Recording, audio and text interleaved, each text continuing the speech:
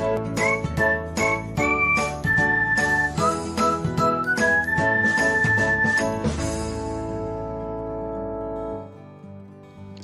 everyone, welcome back to another episode of Technologyglance. In this video, I'm going to guide you through how you can disable the notifications for repost of a post on Soundcloud. So, let's get started. Watch till the end and don't forget to subscribe to Technologyglance by hitting the subscribe button and press the bell icon so that you'll never miss another update. Without further ado, let's get started. First of all, open the Soundcloud app on your device. Now tap on the library icon. After that, select the gear button. Now tap on the notifications.